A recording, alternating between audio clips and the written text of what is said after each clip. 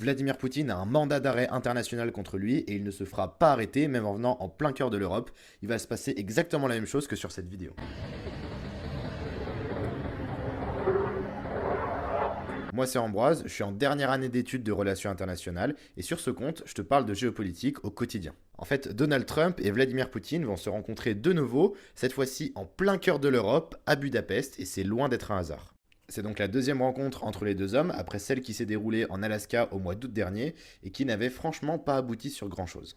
Alors comment est-ce que Poutine va faire pour arriver jusqu'en Hongrie, en plein milieu de l'Europe, sans être arrêté? Donc pour éviter les soucis, son avion, il va sans doute devoir faire un détour par le sud, en passant au-dessus de la mer Noire, de la Turquie, de l'Albanie, puis du Monténégro, puis de la Serbie, avant d'arriver en Hongrie. Alors pourquoi avoir choisi la Hongrie comme lieu pour cette seconde rencontre? Et bien tout d'abord parce que la Hongrie, c'est aujourd'hui le seul pays de l'Union européenne qui continue à entretenir des relations avec Moscou. Mais le point le plus important, c'est que la Hongrie, elle s'est retirée du statut de Rome qui régit la CPI. Donc résultat des courses, le mandat d'arrêt international émis par la CPI contre Vladimir Poutine ne s'applique pas sur le territoire hongrois. Donc la Hongrie, c'est l'un des seuls pays européens dans lequel Vladimir Poutine peut se rendre sans risquer d'être arrêté.